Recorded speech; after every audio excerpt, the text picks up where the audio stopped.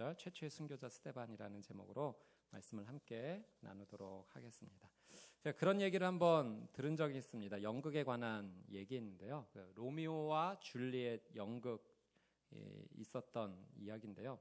그 연극의 한 장면에서 로미오가 이 상대편 가문과 이렇게 칼로 대결하는 장면이 있었는데, 원래 스토리는 로미오가 그 상대편의 칼을 잘 이렇게 막아내서 이기는 장면이 연극 가운데 이제 연출이 되는 내용이었습니다.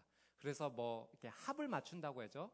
내가 오른쪽 공격하면 오른쪽 맞고 이렇게 해가지고 잘 막고 나서 이제 공격을 로미오가 해야 되는데, 그만 실수가 일어났던 겁니다. 그래서 그 반대 방향으로 맞다 보니까 로미오가 멋지게 공격을 막아냈어야 되는데 상대편의 칼 공격을 다 그냥 막게 된 겁니다. 그러니까 연극이 이상하게 이제 진행이 되는 거예요. 꼬여버린 거예요. 그래서 이거 다음 내용이 이제는 로미오가 이기고 전개되는 내용인데, 지금 상황은 로미오가 다 칼을 맞은 상황이 된 거죠. 이런 실수 가운데 이제 어떻게 되나, 공격했던 상대편이 재치 있게 이렇게 얘기했다고 합니다. 아니, 내가 사람을 칼로 찌르다니, 나 같은 사람은 살아있어서는 안 돼 하고서 스스로 칼을 찔러서 넘어졌고, 로미오는 내가 칼에 맞았지만 기적적으로 살아났구나 하고 일어나서 이렇게 스멀스멀 일어나서 다음 연기를 진행했다는 내용 들은 적이 있습니다. 살다 보면 실수할 수 있어요.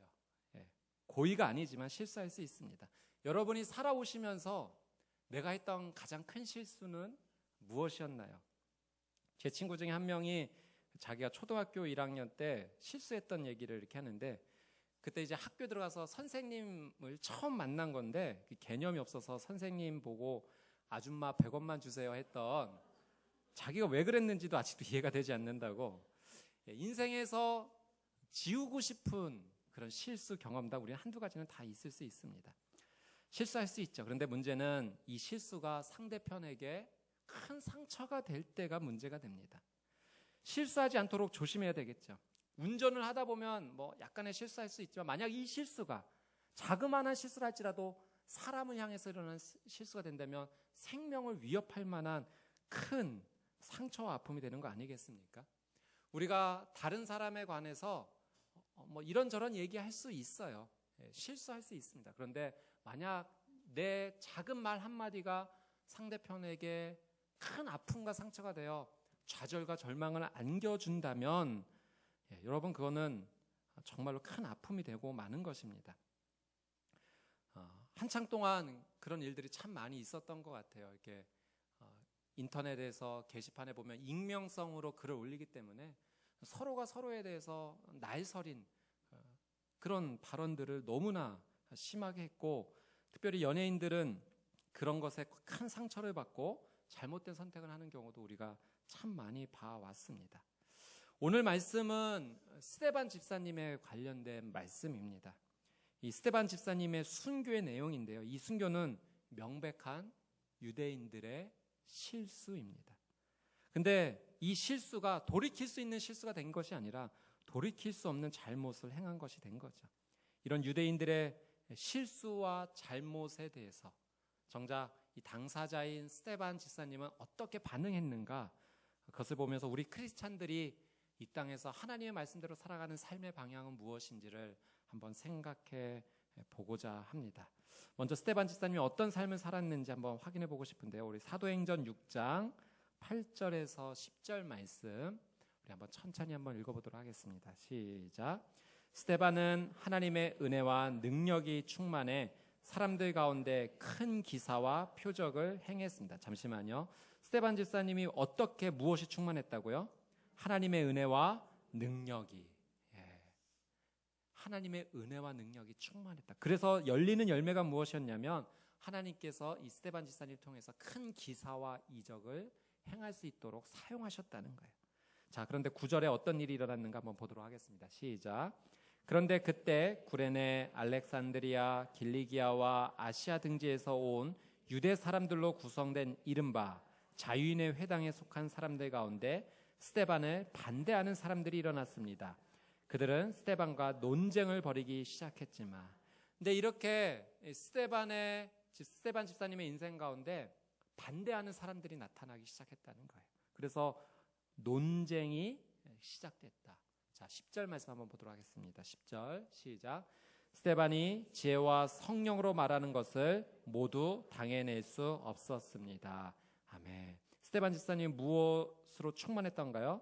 지혜와 성령. 그래서 논쟁 가운데 그들이 당해낼 수 없었다는 겁니다. 사랑하는 여러분, 오늘 이 스데반 집사님의 삶을 통해 여러분 한 분 한 분의 삶을 정말 간절하게 진심으로 축복합니다. 하나님의 은혜와 능력이 충만한 삶이 되시기를 주님의 이름으로 축복합니다.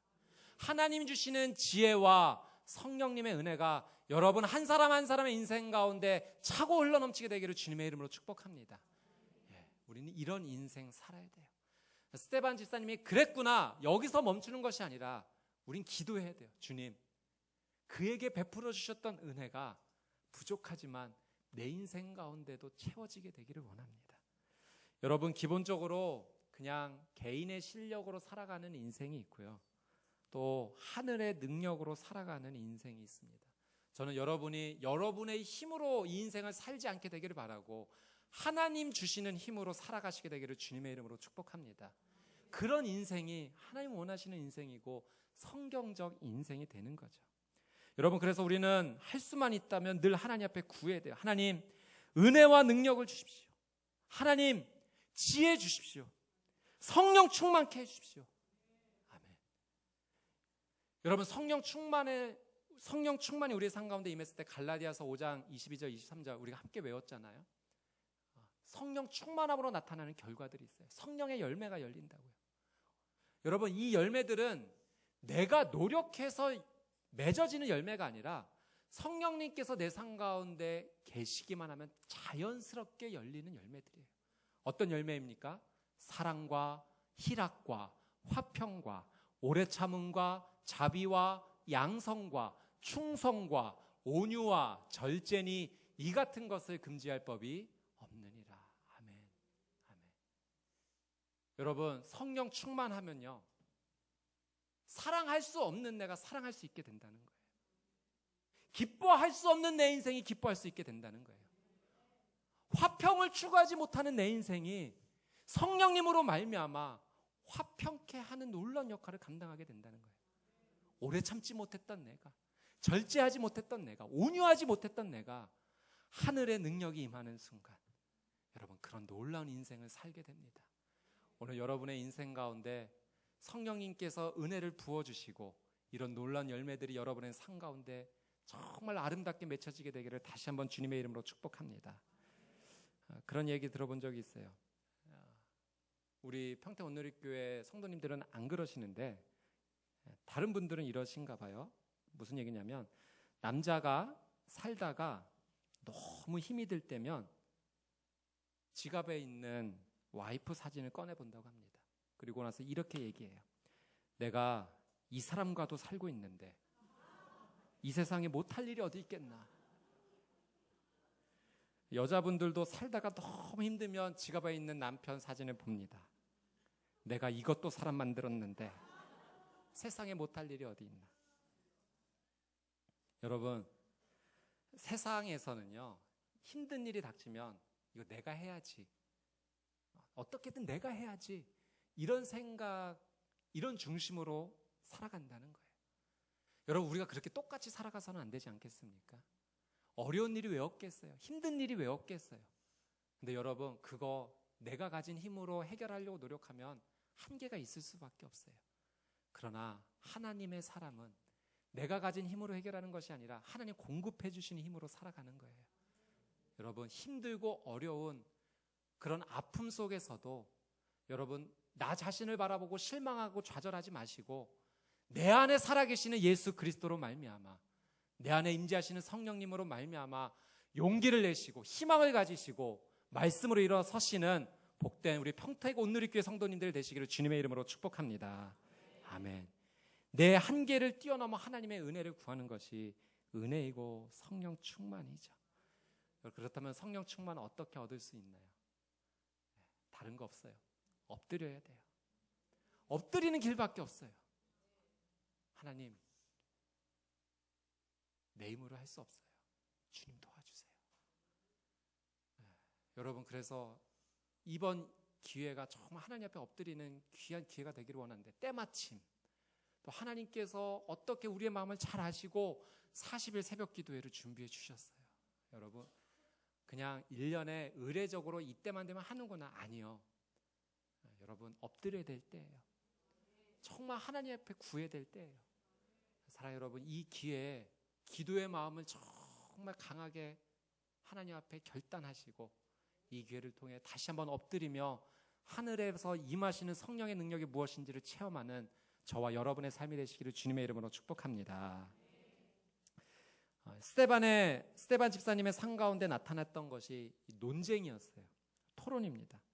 여러분, 논쟁이라고 하는 것이요, 뭐 나쁜 것만은 아닙니다. 그렇잖아요. 어떠한 일에 대해서 의견이 다를 수 있잖아요. 내가 생각하는 의견이 옳다라고 생각하지만 상대방의 입장에서는 다르다고 생각할 수 있겠죠.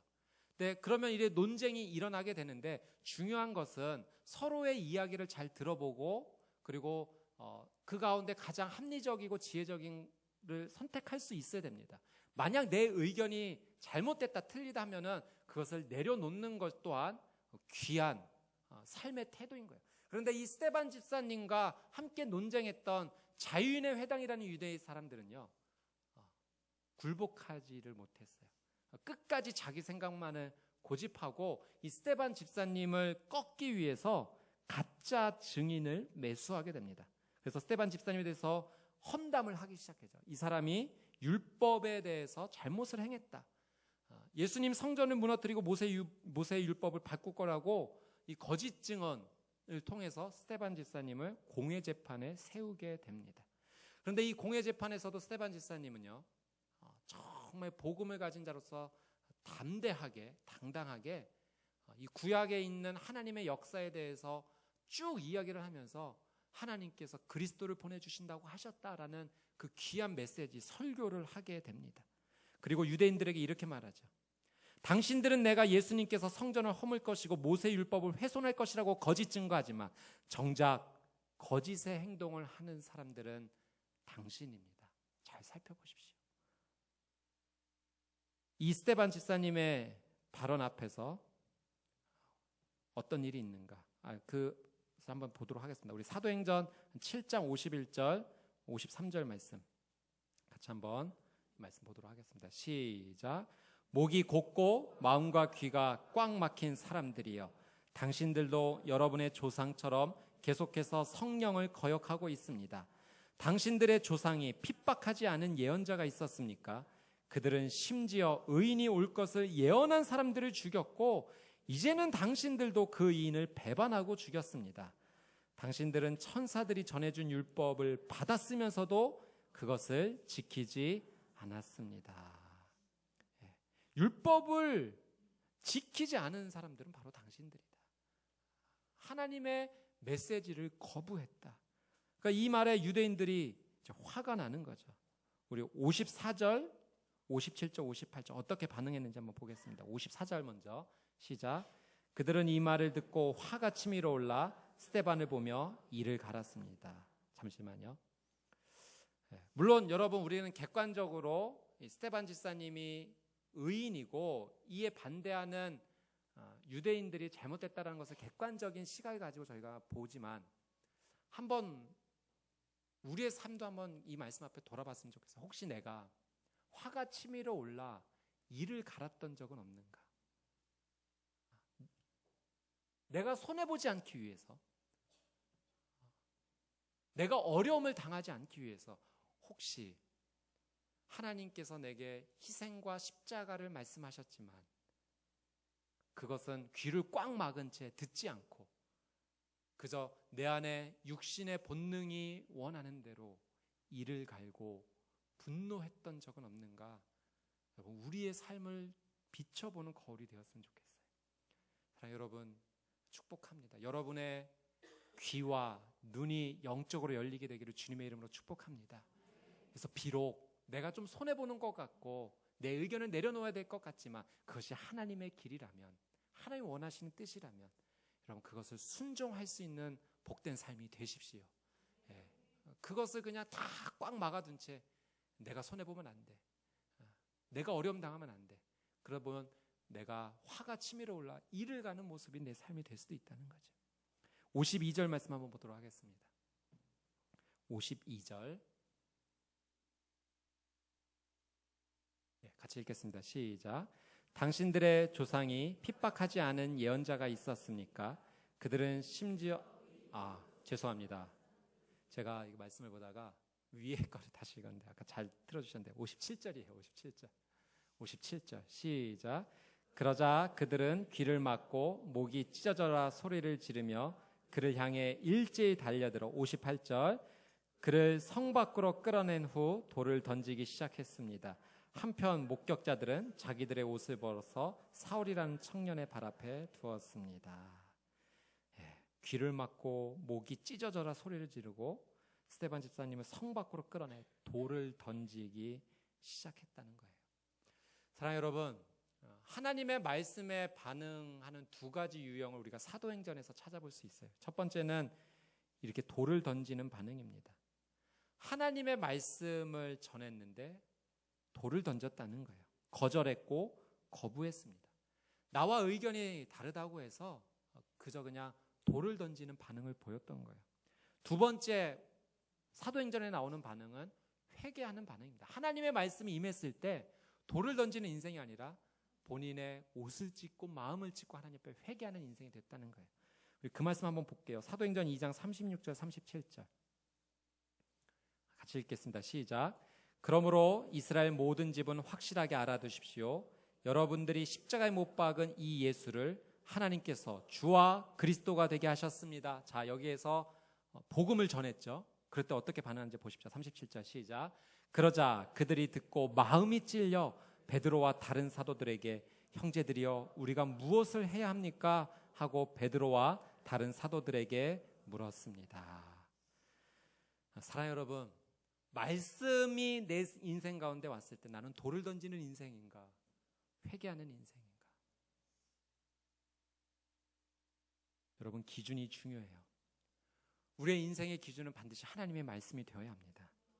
말씀의 올바른 기준 가지고 있지 않으면 무엇이 옳은지 나쁜지 구별조차 하지 못하는 거예요.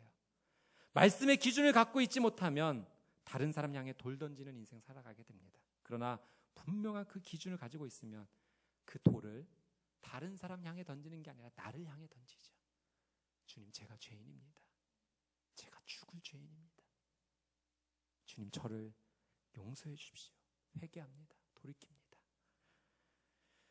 여러분, 세상의 가치관에서 기준을 찾지 마십시오. 결국 하나님 말씀으로 돌아와야 돼요. 여러분, 주일날에는 하나님 말씀 앞에 서기 때문에 그래, 하나님 말씀대로 살아야지 살아가지만 일상 삶으로 돌아가면 얼마나 험난한 세상의 가치관들이 우리를 향해 공격적으로 다가옵니까? 흔들리잖아요. 물질이 최고야.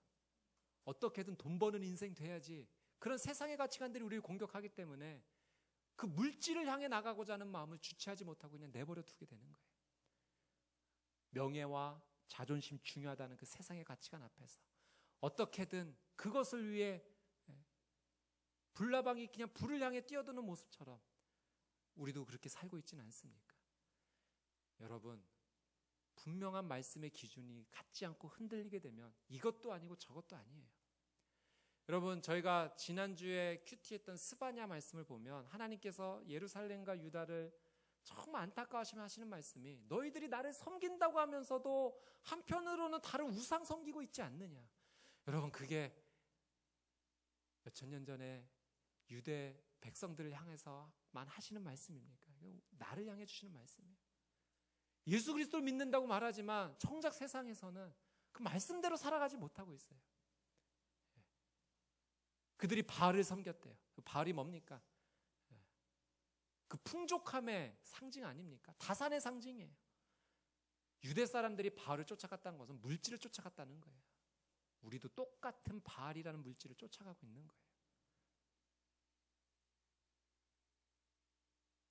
사랑하는 여러분, 정말 말씀을 사랑하십시오.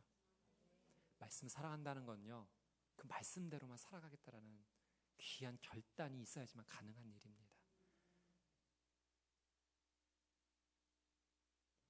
우리 평택 온누리교회 한 분 한 분의 귀한 성도님들이 예수 그리스도의 진리 복음 위에 온전히 서서 세상의 가치관으로 흔들리지 아니하고 말씀으로 진리를 향해 살아가는, 그래서 그 말씀 앞에 언제나 하나님 앞에 무릎 꿇고 회개할 수 있는 복된 인생이 되시기를 주님의 이름으로 축복합니다.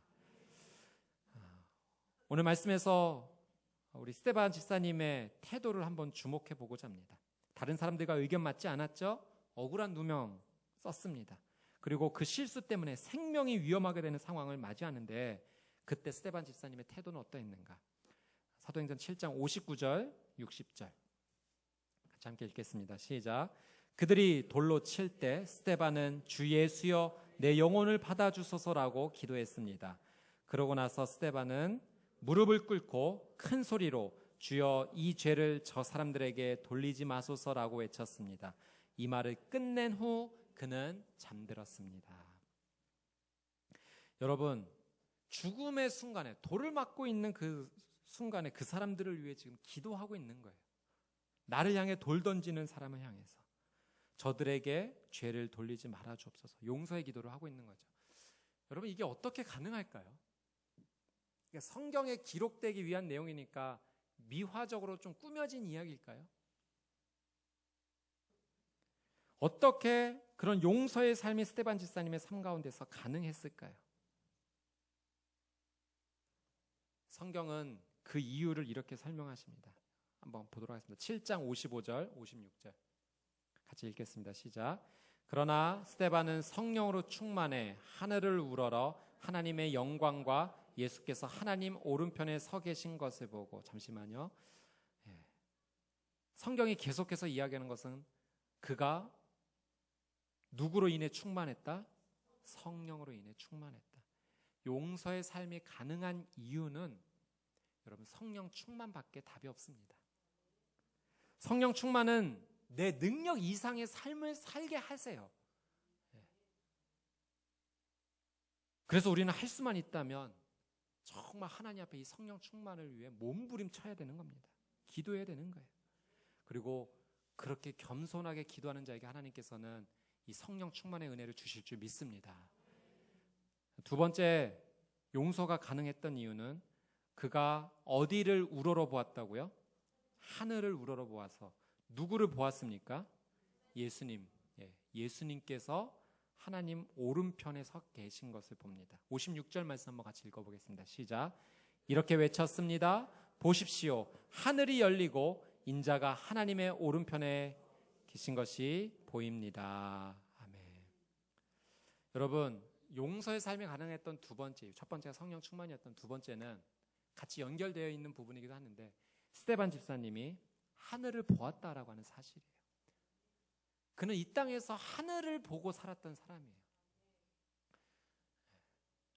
여러분, 제가 이렇게 엘리베이터를 딸이랑 타게 되면 이제 4살이어서 키가 아주 작죠. 그럼 사람들이 많이 탈 때가 있습니다.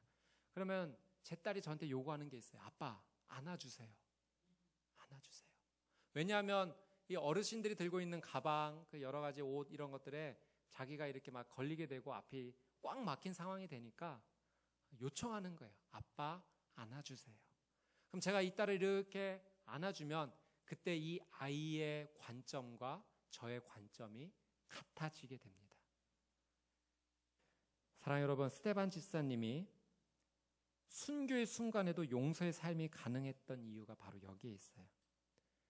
그의 관점이 예수님까지 올라갔기 때문에 그래요. 땅의 사람으로, 땅의 관점으로 살았으면 할 수 없었던 결정과 기도입니다.